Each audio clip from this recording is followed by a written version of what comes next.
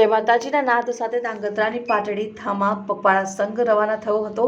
સંઘનું ઠેર ઠેર ઠેકાણે સ્વાગત કરાયું. ધાંગધ્રાથી પાટડી અને ધામા ખાતે મા શક્તિ માતાજીના મંદિરે પગપાળા સંઘ હરશક્તિ ગ્રુપ દ્વારા હરપાલ દેવ અને શક્તિ મંદિર ખાતેથી મંદિરના પૂજારી દ્વારા પ્રસ્થાન કરાવેલ. ત્યારે આ પ્રસંગે મોટી સંખ્યામાં ક્ષત્રિય સમાજ આગેવાનોના લોકો ઉમટી પડ્યા અને પગપાળા સંઘનું શહેરમાં ઠેર ઠેર ઠેકાણે લોકો દ્વારા સ્વાગત કરવામાં આવ્યું. સંઘમાં મોટી સંખ્યામાં લોકો જોડાયા.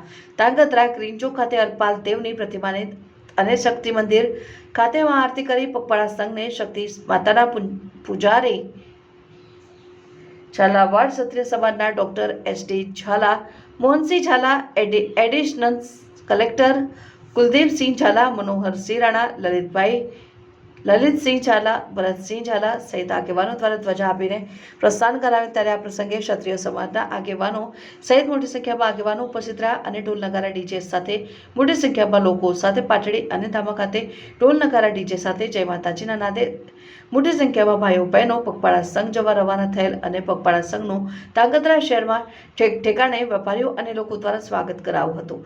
પગપાળા સંઘને સફળ બનાવવા માટે જનકસિંહ ઝાલા, દાનુબા ઝાલા, એનડી જાડેજા, બળવંતસિંહ ઝાલા, અનિરુદ્ધસિંહ ઝાલા, નરેન્દ્રસિંહ ઝાલા, ધર્મેન્દ્રસિંહ ઝાલા અને ડી ઝાલા, દુષ્યંતસિંહ ઝાલા, શક્તિ મહિલા ગ્રુપ સહિત ક્ષત્રિય સમાજના યુવાનો દ્વારા જહેમત ઉઠાવવામાં આવી હતી.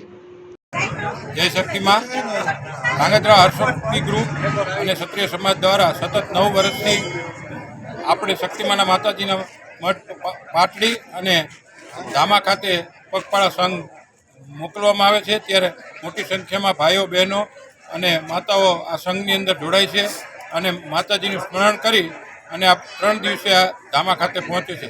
ત્યારે આ સંઘમાં જોડાનાર લોકોની તન મન ધનથી અનેક લોકો સેવા કરે છે અને આ સંઘને સફળ બનાવે છે. જય માતાજી, જય મા શક્તિ. આજે હળવદ ધાંગધ્રા આપણે ખાતેથી પાટડી અને ધામા ખાતે પગપાળા સંઘ ચાલીને જાય છે. છેલ્લા 9 કે 10 વર્ષથી આ પગપાળા સંઘ ચાલીને જાય છે અને દર વર્ષે આ સંઘમાં મોટી સંખ્યામાં આપણા ક્ષત્રિય સમાજના ભાઈઓ અને બહેનો જોડાય છે અને ખૂબ બધા સેવાઓ કરે છે. પોતાની રીતે જે તન મન ધનથી જે પણ કંઈ શક્તિ હોય એ પ્રમાણે સેવા કરે છે અને દર વર્ષે આવી રીતે ધામધૂમથી માતાજીની હરપાલ દેવ પાસે અને શક્તિમાની આરતી કરીને તેમના આશીર્વાદ મેળવીને અહીંથી સંઘ રવાના થાય છે અને ત્રીજા દિવસે ધામા પહોંચે છે અને ત્યાં પણ ખૂબ આરતી થઈ અને સંઘનું સમાપન થઈને બધા રાજી ખુશીથી ઘરે આવે છે. અને આમાં અનેક લોકોએ માનતાઓ હોય છે ચાલીને પગપાળા કે કોઈની, એ બધાને એકલા નથી, સંઘમાં બધાને ચાલી અને પોતાની માનતા પૂરી કરે છે અને માતાજીના આશીર્વાદ મેળવે છે. અને હંમેશા માતાજીને એ જ પ્રાર્થના કરી કે અમારો સંઘ આવી જ રીતે વર્ષો વર્ષ મોટી સંખ્યામાં ચાલુ રહે અને લોકો જોડાય અને માતાજીની માનતા પૂરી કરીને આશીર્વાદ મેળવે ને એમના આશીર્વાદ બધા ઉપર કાયમ માટે રહે એવી માતાજીને પ્રાર્થના. જય માતાજી, જય જય શક્તિ.